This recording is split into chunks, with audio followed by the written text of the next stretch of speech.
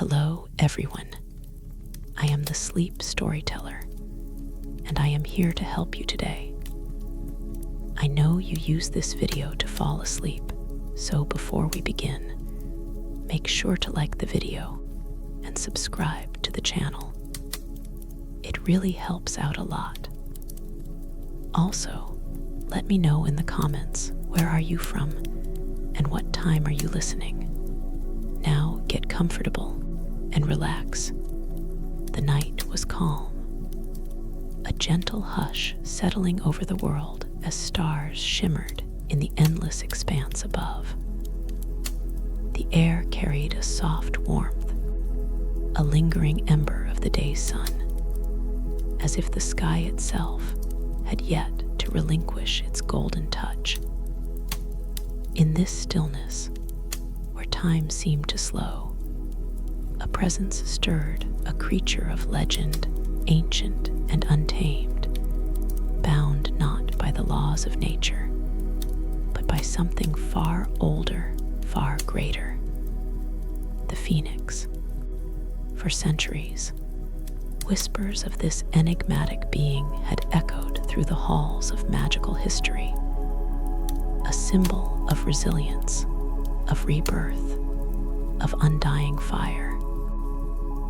It was not like other creatures catalogued and studied, not a beast to be tamed, nor a companion to be claimed.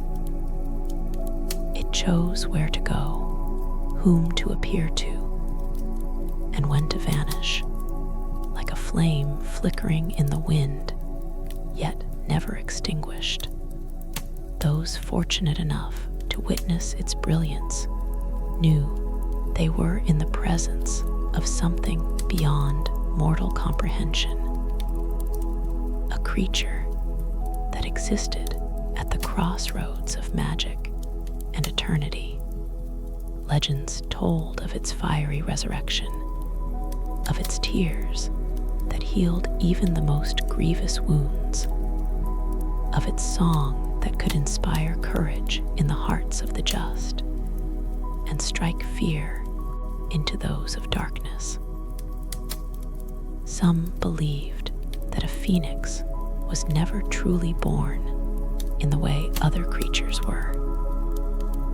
Instead, it was thought to emerge from the ashes of its predecessor, an eternal cycle unbroken since time immemorial. Others whispered that phoenixes were drawn to places of great magic, appearing only when fate willed them to be present. The first accounts of phoenixes dated back to the ancient world. In the sun-drenched lands of Egypt, where magic was intertwined with the divine, the bird was revered as a messenger of Ra, the sun god. It was said to burn in golden fire at dawn, only to be reborn with the rising sun, a being of celestial power that carried wisdom between worlds. Hieroglyphs depicted a great scarlet and gold bird soaring above temple spires, its wings catching the first light of morning, a bridge between the mortal and the divine. But it was not only the Egyptians who spoke of the phoenix. Across civilizations, from the scrolls of Greek scholars to the ancient texts of Chinese mystics, the legend persisted. It was a creature of purity and transformation, untouched by corruption, existing beyond time's grasp. Some believed that the bird was drawn to those in moments of great need, appearing as a silent guardian when darkness threatened to consume the world. Unlike dragons, which ruled the skies with untamed ferocity, or unicorns, whose beauty was admired and their magic well documented, phoenixes remained elusive. not dwell in nests or roam in flocks. No wizard had ever bred them, and no magizoologist had successfully tracked their kind. Their existence was a paradox, both fleeting and eternal, present and absent, a force beyond comprehension. The renowned alchemist Nicholas Flamel, the only known creator of the Philosopher's Stone, was said to have studied phoenixes in his quest for immortality. Though no direct link between the bird and the legendary stone was ever proven, some speculated that phoenixes, too, defied the constraints of life and death, existing in a cycle beyond human reach. Did they hold the secret to eternal life? Or were they bound to a fate beyond even the wisest wizard's understanding?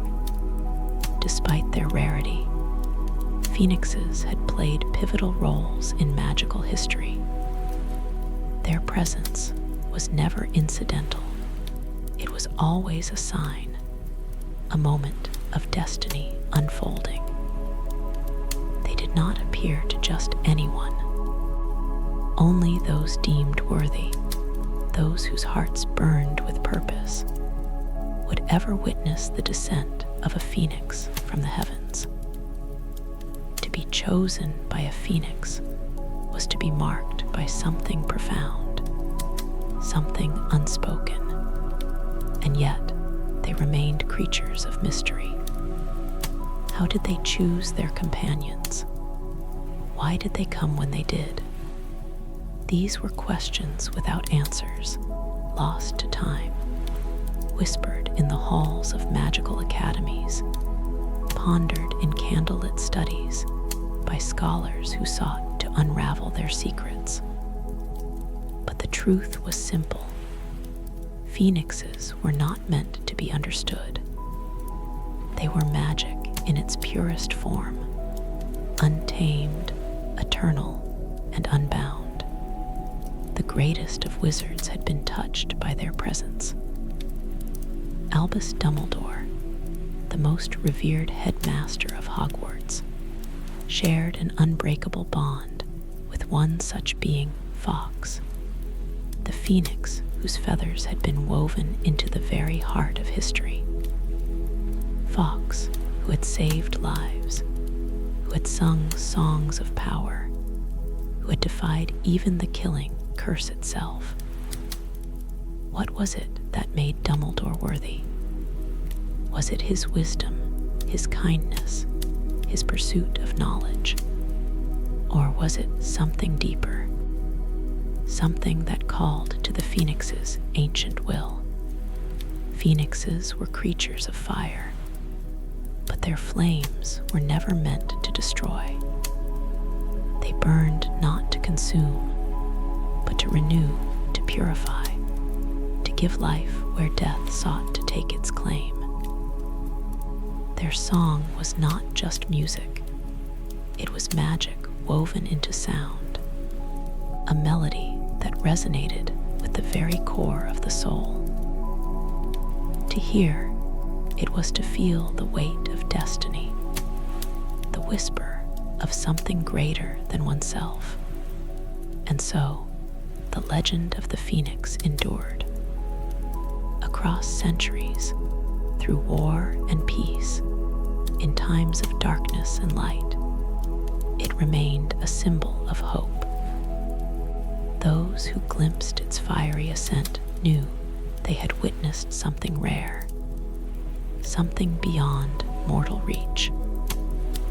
And those who carried its feathers in their wands, who felt the surge of its power through their magic, carried with them a piece of the eternal flame. For the phoenix was not merely a creature of legend. It was the embodiment of magic itself, ever burning, ever renewing, and forever beyond the grasp of time. The flickering glow of firelight danced upon the ancient walls of Hogwarts, casting long shadows that swayed like silent sentinels. In the headmaster's office, a perch stood near the grand oak desk, its edges worn smooth by time and use. Upon it, a magnificent creature rested, its scarlet and gold plumage shimmering even in the dim light, as if lit from within by an eternal ember. Fawkes, the phoenix, watched with keen, intelligent eyes, ancient, knowing, filled with mysteries only he could understand. His presence was never one of mere decoration nor idle companionship. He was a silent guardian, a being of purpose who had chosen Albus Dumbledore as his companion.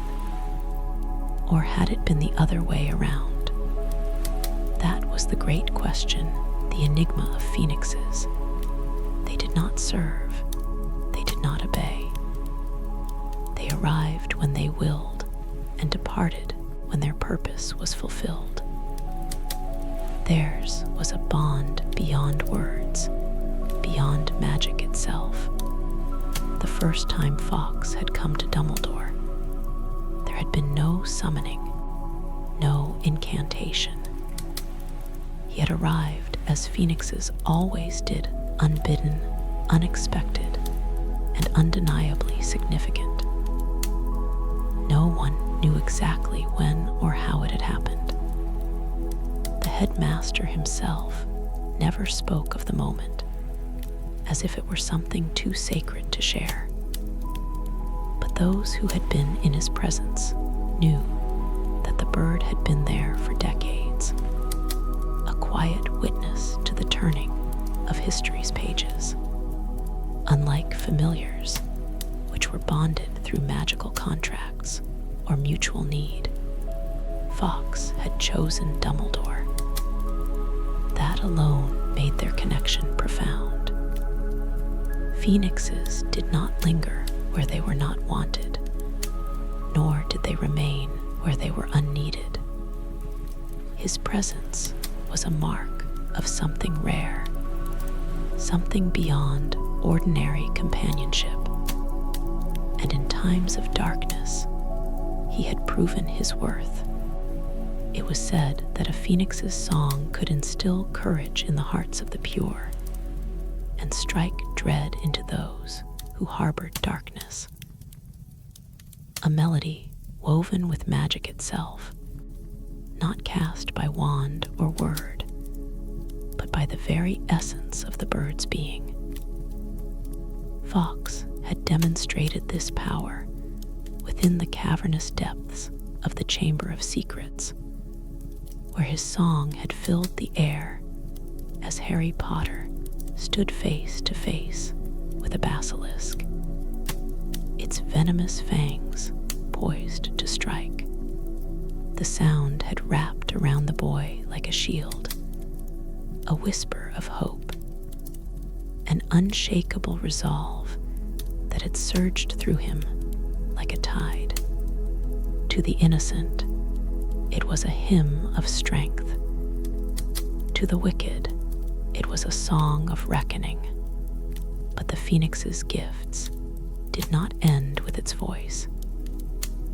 Its tears held a power unmatched by any potion or spell, capable of healing wounds that would otherwise be fatal.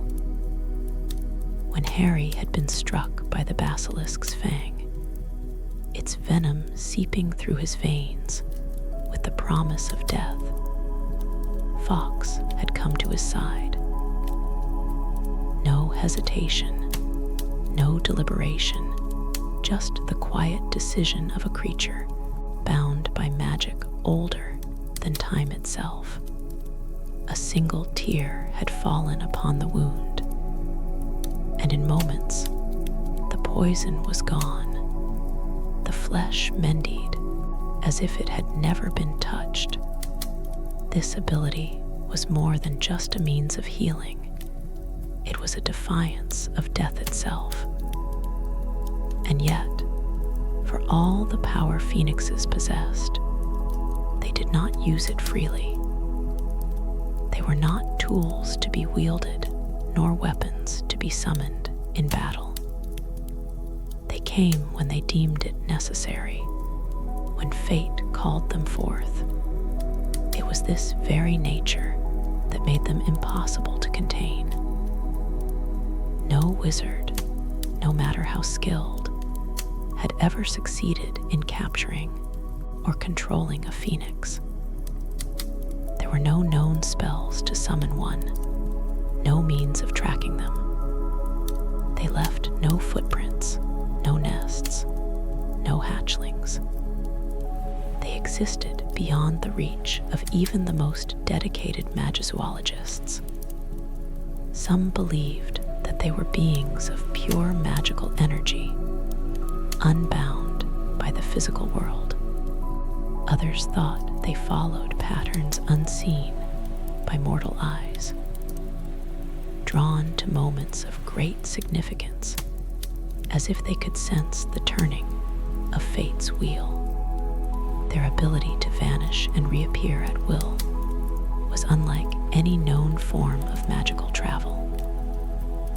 Apparition, a skill taught only to the most advanced witches and wizards, required concentration and followed strict rules. A phoenix, however, did not need such limitations. It simply burst into flame and was gone, reappearing wherever it willed. Wards, barriers, even the most powerful enchantments meant nothing to them. They existed on their own terms, answering only to the silent call of destiny. This unique power had been demonstrated time and time again. In the halls of the Ministry of Magic, where Albus Dumbledore had stood in battle against Lord Voldemort, Fawkes had intercepted a killing curse, the most feared and unforgivable spell of them all.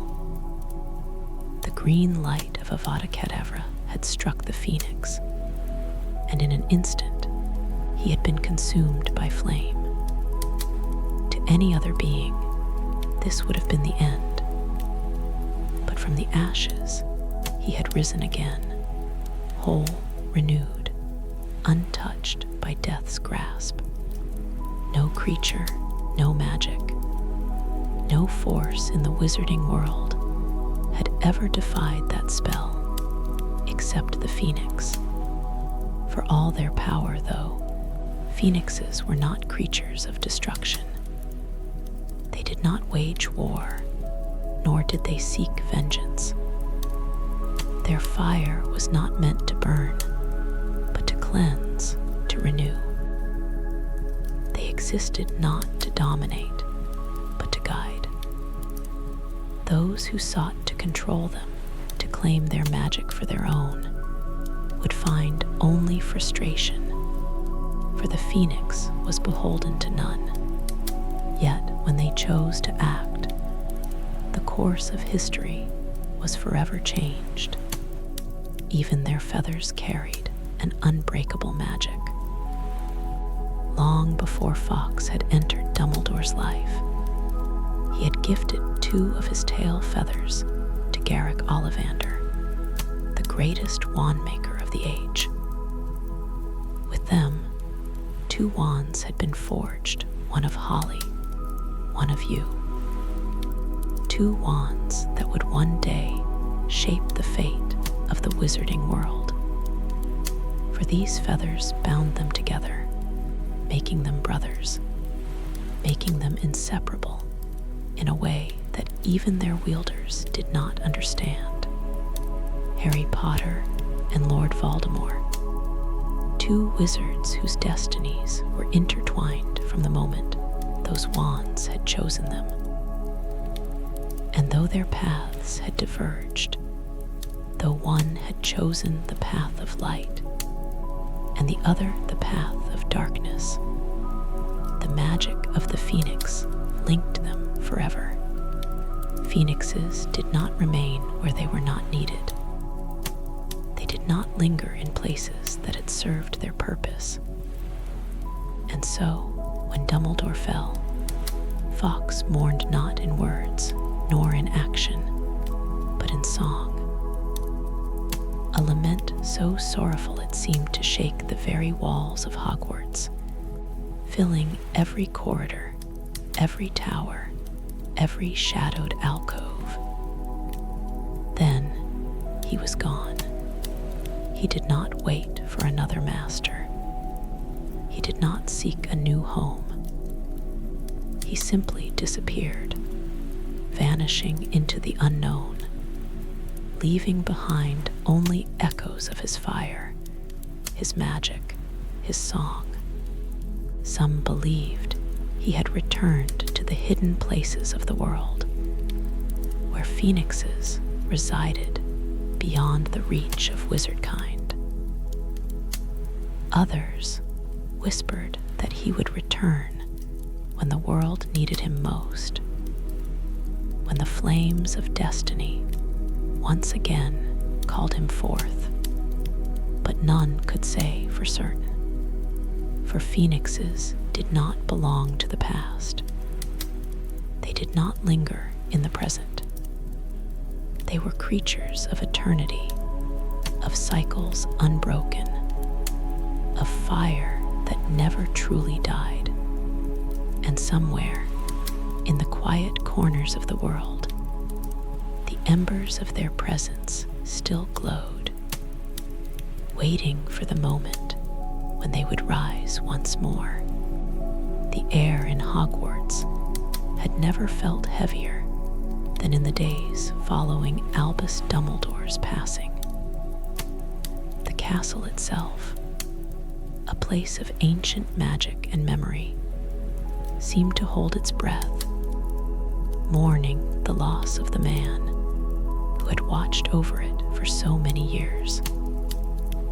The great headmaster was gone, and with him, the quiet but ever-present warmth of the phoenix who had been his silent companion. Fawkes had not waited. He had not lingered in Dumbledore's office, nor had he chosen to remain perched upon his stand, watching as the world shifted in the wake of loss. Instead, he had sung, a song unlike any other, a lament so deep, so sorrowful, that those who heard it felt their very souls tremble beneath its weight. It was not just a farewell to his companion, but a requiem for something greater, something beyond even the bonds of loyalty. And then, as swiftly as he had come into Dumbledore's life, he was gone. Where he had gone, no one knew. Some speculated that phoenixes, in their infinite wisdom, understood when their presence was no longer needed and departed into the unknown, perhaps to find another worthy of their companionship. Others believed Fawkes had returned to some secret sanctuary, where phoenixes dwelled beyond the reach of even the most gifted wizards. But deep down, many believed something else, something simpler, yet infinitely more profound. That Fawkes, in his boundless knowledge of magic and fate, had not sought another master because there was no other. That his time had ended alongside Dumbledore's, for those who had witnessed the bird's miracles, who had seen him in battle, who had felt the weight of his presence in moments of great peril. The thought of his departure left an emptiness in its wake. The idea that he would never again burst into flame and reappear in times of need seemed almost impossible. And yet, that was the nature of the phoenix. They did not remain where they were not needed. They did not seek companionship for the sake of comfort. Their path was not one of servitude, nor of ownership. It was of purpose. Perhaps he had known that his role in the story had come to an end, that his song, his fire, his magic had played its part in the battle that had yet to come. And so he had left, his wings cutting through the air one final time, vanishing into the vast unknown, leaving behind only the echoes of his mournful cry. Yet, even in his absence, his magic lingered, for Fawkes had not just been a witness to history, he had shaped it. And though he had taken flight beyond the reach of Hogwarts, beyond the sight of those who once revered him, his fire remained. In the wands forged from his feathers, in the destinies intertwined by his magic, in the echoes of his song that still seemed to hum softly in the stillness of night, the wands of Harry Potter and Lord Voldemort, each crafted with a feather from Fawkes, remained forever bound, tied not by choice, but by fate itself. They were brothers in magic, connected in a way that not even the most skilled wandmaker could fully understand. The twin cores ensured that their magic would never truly turn against one another, that they would always recognize the other, no matter how many years or battles passed between them.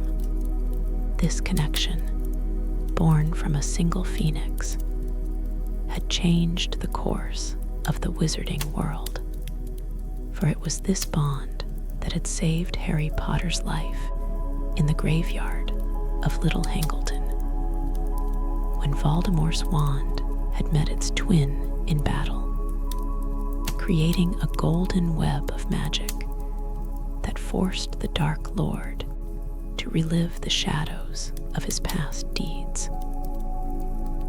It was this bond that had caused Voldemort's spells to falter, that had shaken the certainty of his own power, and later, it was this bond that had led to the destruction of the wand Voldemort had borrowed in desperation.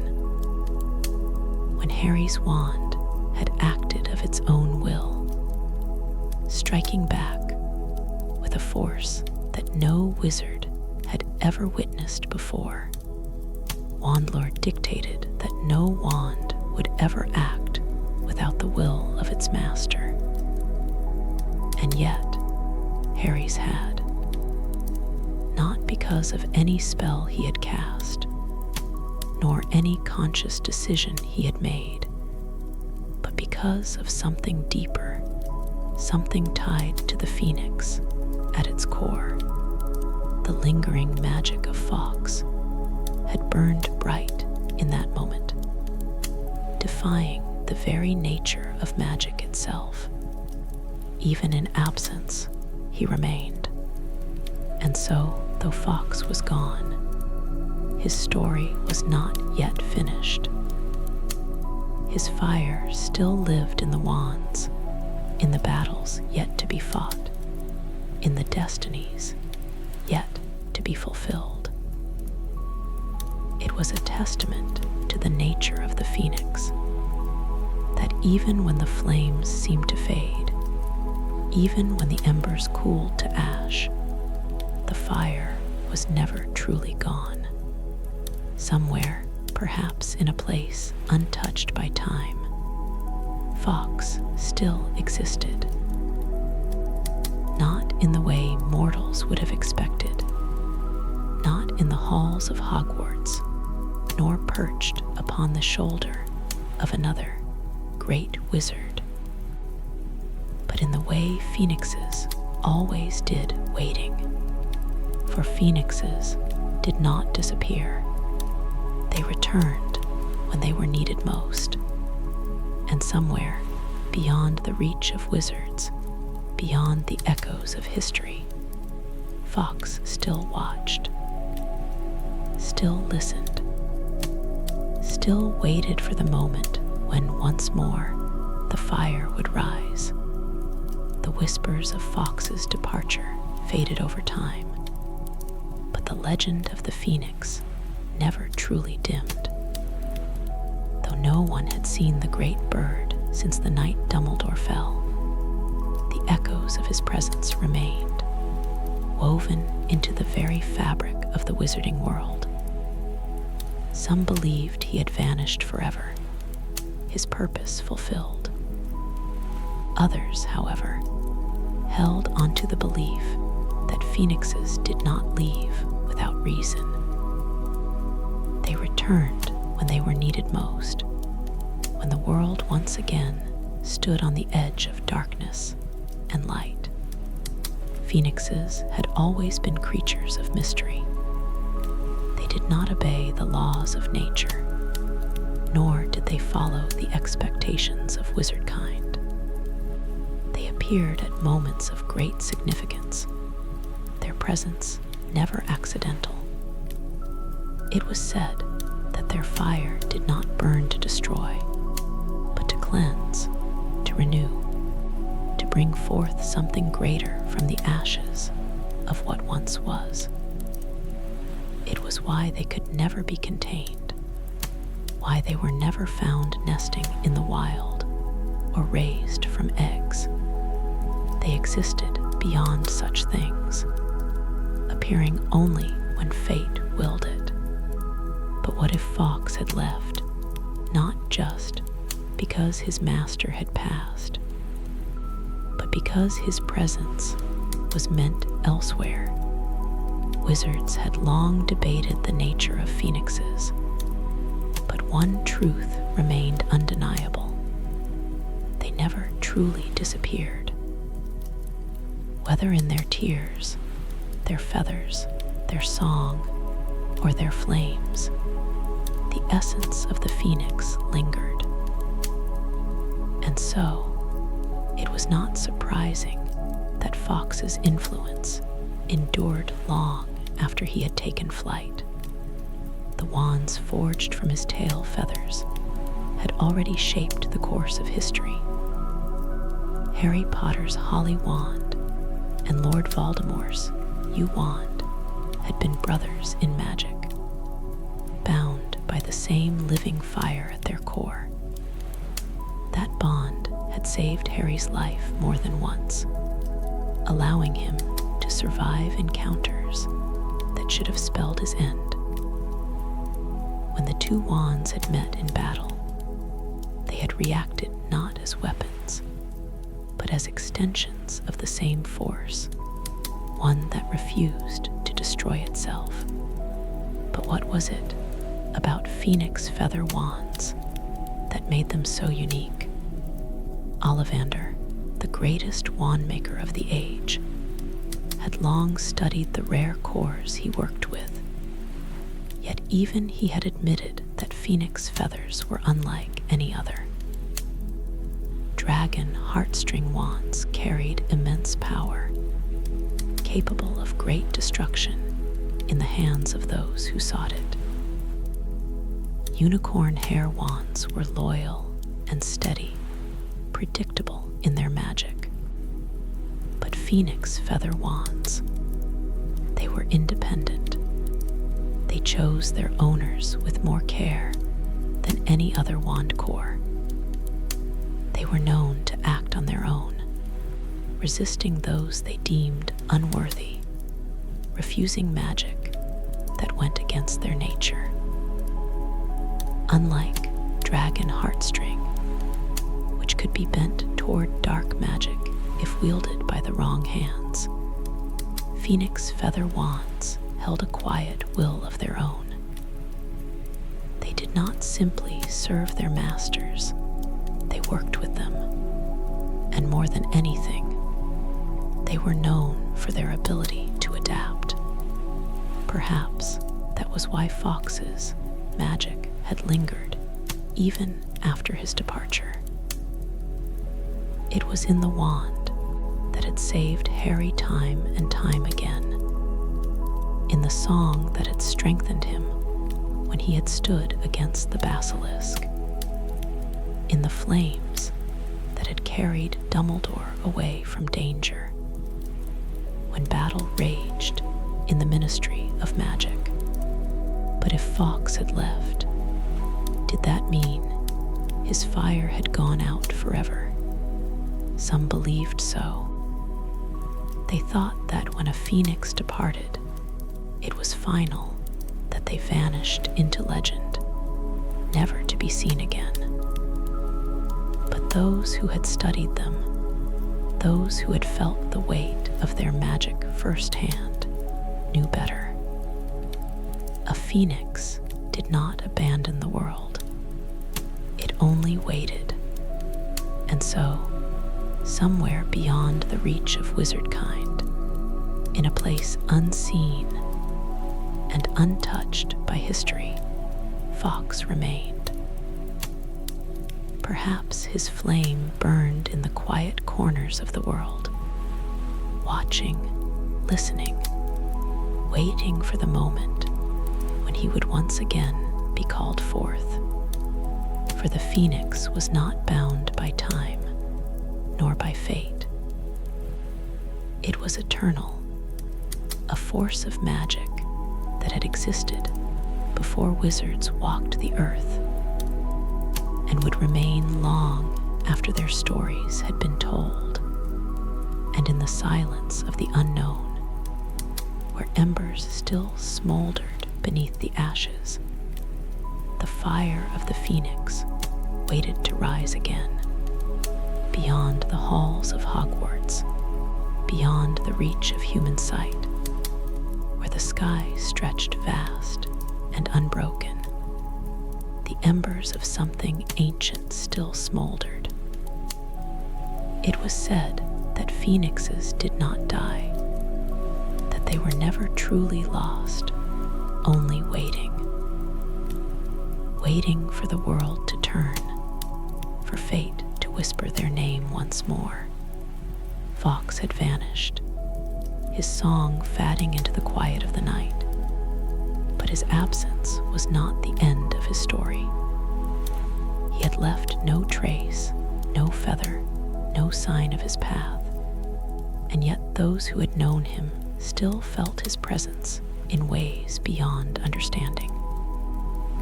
Perhaps it was the memory of his fire, the warmth that had filled the spaces he once inhabited. Perhaps it was the knowledge that phoenixes did not abandon the world, only stepped beyond its reach until they were needed again. No wizard had ever tracked a phoenix's journey. No map existed to trace their flight. No spells could summon them against their will. They came and went as they pleased, answering to no master, belonging only to the fire that birthed them. Some believed they dwelled in hidden places, far from civilization, where magic ran deep and the air shimmered with unspoken power. Others thought they moved with the unseen currents of fate, drawn to moments of great change, to battles yet unwritten. But one truth remained. Their return was never without purpose. The legacy of Fawkes did not fade with his departure. It lingered in the echoes of his song, in the wands that carried his feathers, in the hearts of those who had witnessed his fire firsthand. And in the years that followed, even as the wizarding world changed, as old wars ended and new stories began, the question remained: would Fawkes return, or had his purpose been fulfilled? Harry Potter had often wondered. He had seen the phoenix's power, felt the weight of its magic. He had been saved by it, strengthened by it. And though he did not say it aloud, there were moments, quiet, fleeting, when he thought he heard the faintest hum of that long-vanished song. It was a strange thing, the way the memory of a phoenix could linger, as though its presence had left a mark beyond the physical. Phoenixes were creatures of cycles of endings and beginnings, of fire and renewal. And though Fawkes had disappeared, though no trace of him had been seen since the night of Dumbledore's funeral, Harry could not shake the feeling that somewhere, beyond the edge of the known world, the phoenix still burned. Because phoenixes did not truly leave. They waited, and when the fire was needed once more, when the world turned again to the edge of darkness, the flame would rise anew.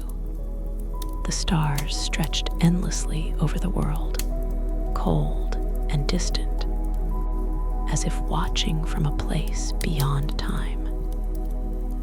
The winds whispered through the trees, carrying with them the echoes of old magic, unspoken, unseen, but never truly gone. Somewhere, in the quiet places untouched by men, the embers of a phoenix still smoldered, waiting. Though years had passed since Fawkes's departure, his legend had not faded. To some, he was merely a memory, a creature of myth that had come and gone like the flicker of a candle. But to those who understood the nature of phoenixes, to those who had felt the weight of their presence, there was never any doubt. A phoenix did not vanish forever. It only stepped beyond the veil of what mortals could see, waiting for the moment when its fire would be needed again. Harry Potter knew this truth better than most. There were nights, long after the world had settled into uneasy peace, when he found himself staring into the flames of his own hearth, remembering. He had seen the power of the phoenix, had felt its warmth, had been saved by it more than once. And though he had no proof, no evidence, something deep within him told him that Fawkes was not truly gone. Phoenixes were not bound by the same laws as other creatures. They did not age, did not die in the way men or even magical beasts did. They were cycles unto themselves, flames that burned and were reborn again and again, untouched by time. Where Fawkes had gone, no one knew, but Harry had a feeling that he had not simply disappeared. Perhaps he had returned to the wild, to places hidden from even the keenest of wizarding eyes. There were legends, after all, of phoenixes appearing in moments of great change, of their flames heralding the rise of something new. Some believed that they watched from afar, unseen, but ever present, waiting for the call that would bring them forth once more. And if that was true, then Fawkes was still out there, waiting. Even in absence, his fire lingered.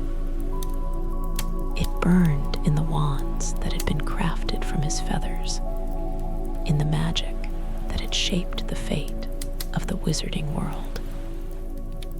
It lived in the stories passed from one generation to the next, whispered among those who had once heard his song, who who had seen him rise from his own ashes, unbroken, eternal.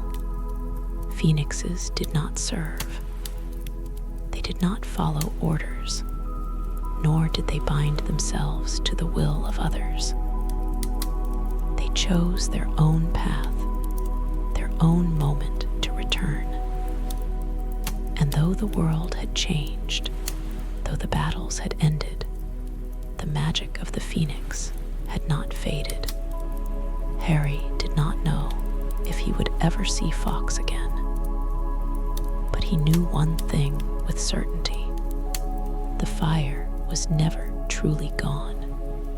It only waited for the moment to rise once more. The night was quiet, but the silence was never empty. It carried with it the weight of something unseen, something ancient, a whisper of magic that had never faded. Though the wars had ended, though the scars of battle had begun to heal, there were things that would never be forgotten, things that lingered beyond time, beyond memory. Harry Potter had spent years trying to understand the world after the storm, to settle into a life where the past did not press so heavily on his shoulders. But there were moments when the past refused to be silent, when echoes of fire and song stirred in the edges of his thoughts. Fawkes was gone, his mournful cry still haunting the halls of Hogwarts that night, his great wings carrying him beyond the reach of wizardkind. And yet, Harry could never truly believe that was the end. Phoenixes were creatures of renewal, beings that defied death itself. They were not bound to one master, one place, or even one time. They came when they were needed, vanished when their purpose had been fulfilled, only to return when the world called them forth again. It was not in their nature to remain, to be tethered by the laws that governed other creatures. They were fire itself, unstoppable, uncontainable, ever burning. Even when hidden beneath the ashes, Harry had seen this magic firsthand, had felt it pulse through his veins when Fawkes's tears had healed wounds that should have been fatal. He had heard the song that had filled his heart with courage, even when he had stood alone against the basilisk. He had seen the impossible, the defiance of death, the breaking of fate, the light that could never be snuffed out. And yet the phoenix was gone. Or was he? There were stories, old stories, buried in the pages of forgotten books, and whispered in the corners of the wizarding world. They spoke of places where magic was strongest, places untouched by time, where creatures of legend still roamed. It was said that phoenixes did not live as other creatures did. They did not build nests, did not raise young, did not leave behind any trace of their existence. Instead, they moved with the tides of magic itself, drawn to places of great power, appearing only when destiny willed it. Some claimed that phoenixes were not born, but manifested, shaped from magic as old as the stars. Others believed they were eternal, that the same phoenix had lived through every age of history, rising and falling in endless cycles. And then there were those who thought they were something even greater, something beyond human understanding, beings that existed outside the constraints of life and death entirely. No one knew the truth.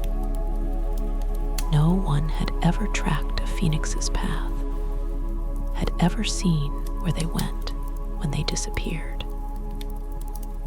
No one had ever found their secret resting places, their sanctuaries hidden from the eyes of the world. And yet there were whispers. A wizard traveling through the mountains of Tibet had once sworn he had seen a streak of gold and scarlet against the clouds, vanishing before he could follow. A merchant from Cairo had spoken of a flame flickering in the depths of the desert, moving as though it were alive, only to fade into the shifting sands. Even in Britain, there were stories of a golden light seen deep in the forbidden forest, glimpsed only for a moment before it was swallowed by the shadows. Harry had never been one for superstition, but he knew better than most that legends often held truth within them. He had walked among myths, had battled creatures thought to be extinct, had wielded magic that should have been impossible, and so the thought never truly left him. What if Fawkes was still out there, not waiting for a new master, not bound to another wizard, but simply watching the world as he always had, waiting for the moment when he would be needed again. Phoenixes did not act without purpose. They did not attach themselves to wizards lightly, nor did they abandon them without reason. Fawkes had not simply left because Dumbledore had died. He had left because his work was done, because he had played his part in the story that had unfolded, because the world no longer needed him, but magic had a way of calling back what was lost. And if history had proven anything, it was that peace was never truly permanent.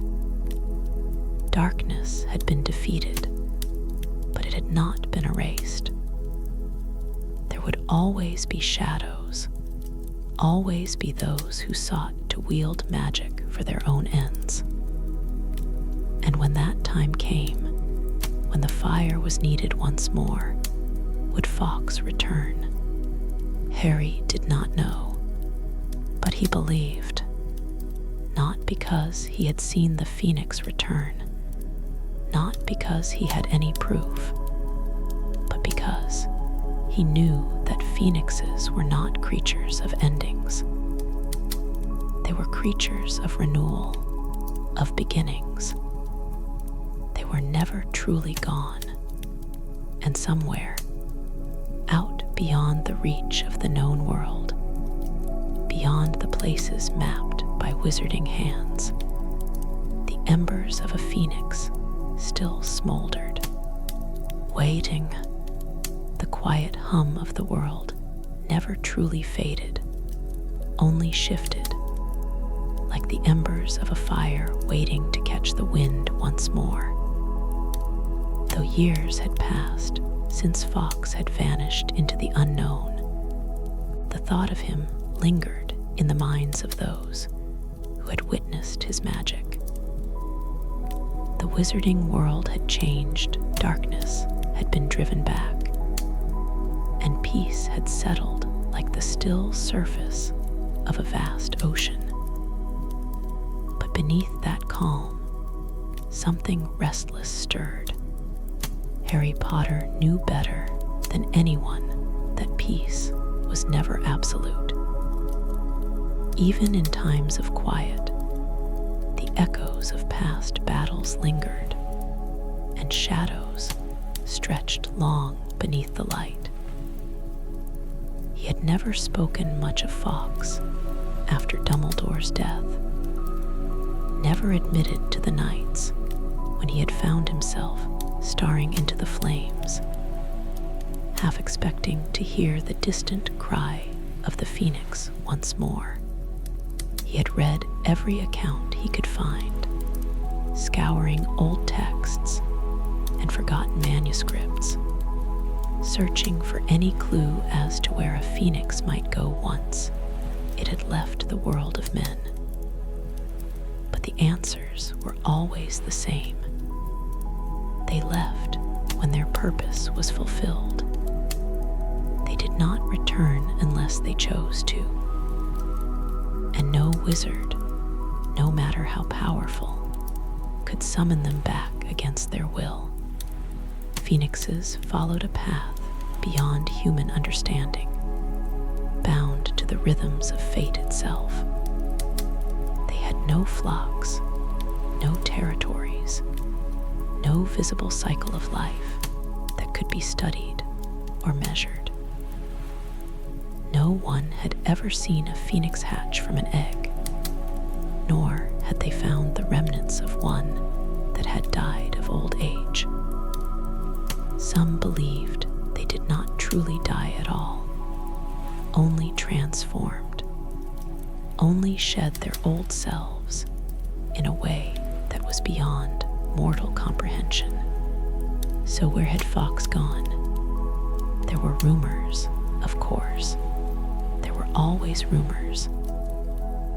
Tales of golden flames appearing for the briefest of moments in places of great magic, of haunting melodies carried on the wind, too fleeting to chase.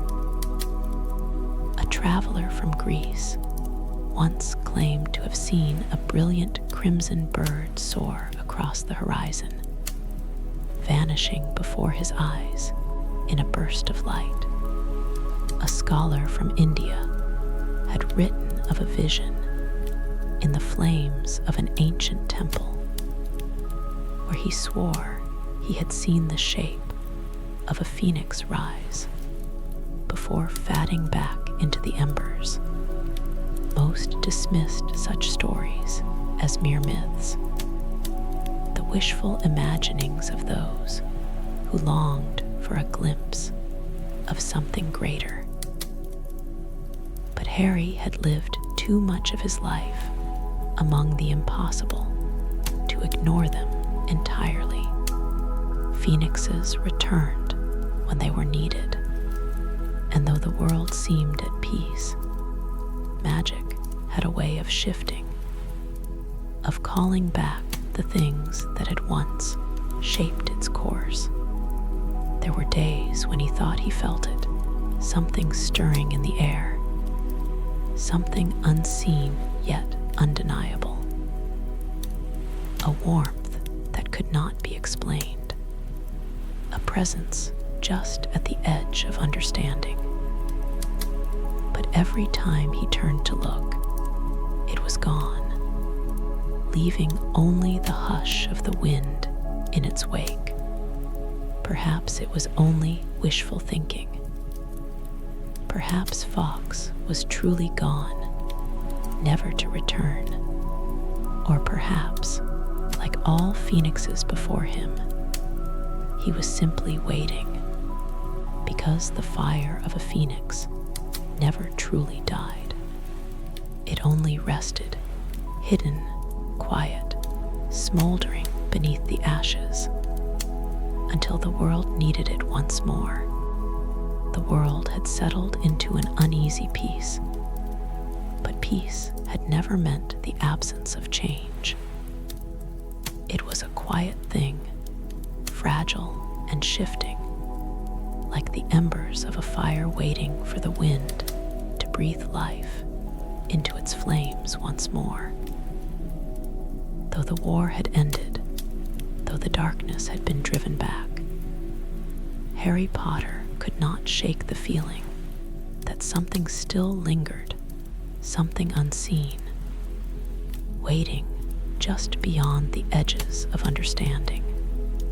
It was not fear that haunted him, nor was it dread.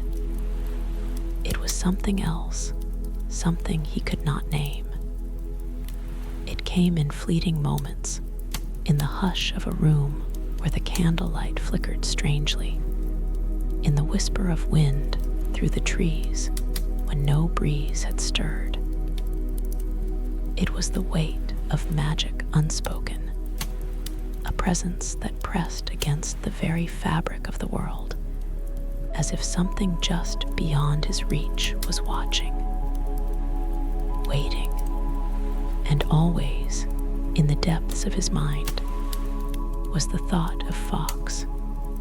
There were those who believed the phoenix had truly vanished, that his song would never again be heard in the halls of Hogwarts.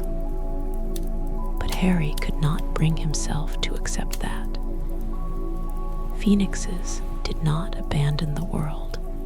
They did not fade into nothingness. They were creatures of eternity, bound to the cycles of magic itself, rising and falling as the world turned. So why had Fox left? He had not simply mourned Dumbledore and disappeared into the unknown. There was more to it than that. A phoenix did not leave without reason, just as it did not come without purpose. Its presence was never accidental, never coincidental. And if Fox had chosen to depart, then there had to be a reason, one that Harry had yet to understand. The thought troubled him in ways he could not explain. Even now, years after the war had ended, after Voldemort had fallen, Harry found himself searching. He had never meant to, had never set out with the intention of finding Fox, but something within him had never stopped looking. It was in the way he studied the skis without realizing it, the way he listened for the song he had not heard in years, the way his heart quickened at the sight of flames that burned just a little too brightly. He had searched through ancient texts, through the words of wizards long gone, hopping for some hint as to where phoenixes went when they left the world of men. But there were no answers, only the same truths that had always been known. They left when they were no longer needed. They returned when they were called. But who or what could call them back? There had been whispers, rumors of golden light seen in the depths of forests, untouched by man, of flames appearing for the briefest of moments before vanishing like a breath of wind. Stories told by travelers, dismissed as illusions or tricks of the eye, yet too persistent to be ignored. A scholar in the East had claimed to have seen a phoenix in his dreams, its wings unfolding like fire, its song echoing across an empty sky. Most would have thought it mere fantasy. But Harry had seen too much, had lived through too many impossible things to dismiss such tales so easily. Magic had a way of calling back what was lost, and if phoenixes truly returned only when they were needed, then perhaps, just perhaps, the world was beginning to whisper its call once more. The wind whispered through the trees, carrying with it a hush that felt heavier than silence. The world had settled into peace, but peace had never been a final thing. It was a breath between storms, a moment between cycles, like the space between heartbeats. And somewhere, beyond the edges of the known world, something stirred. Harry Potter had spent years trying to move forward, trying to let the past settle where it belonged. But there were things that did not belong to the past, things that did not fade with time. The phoenix had always been one of them. It had been years since he had last seen Fawkes, since the night the phoenix had sung his lament and disappeared beyond the reach of wizardkind. And yet, he had never truly believed that was the end. Phoenixes did not vanish forever. They were creatures of fire, of renewal, of eternity. They did not serve, they chose. And Fawkes had chosen to leave. But that did not mean he would never return. Harry had not searched for him deliberately, but some part of him had never stopped looking.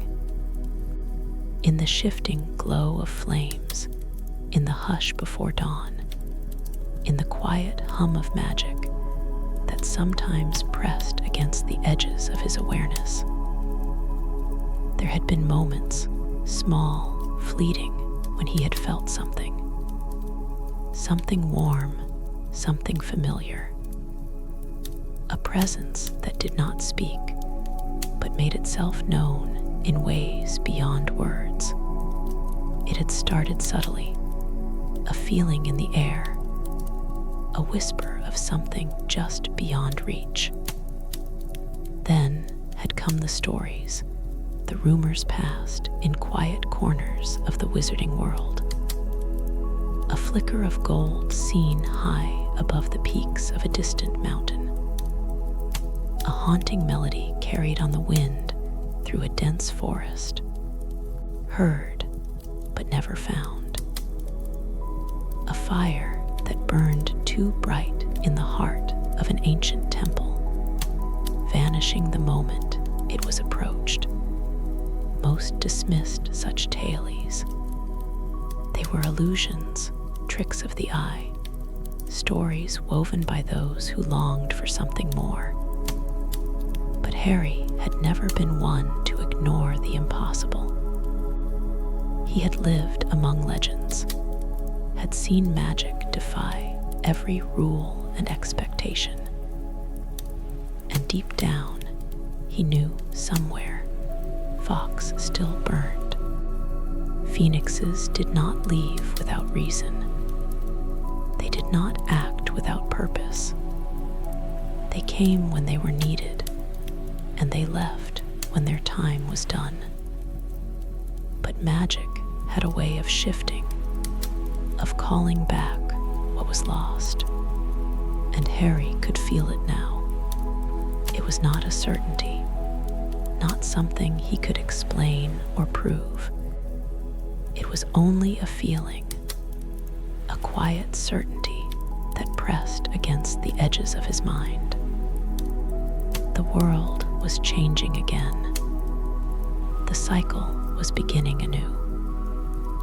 And somewhere, beyond the reach of human sight, Fawkes was waiting, not for a master, not for a summoning, but for the moment when the fire would be needed once more. For the phoenix was never truly gone. It only waited, just beyond the horizon, just beyond time itself. And when the call finally came, it would rise again, eternal, unbroken, ever burning. The end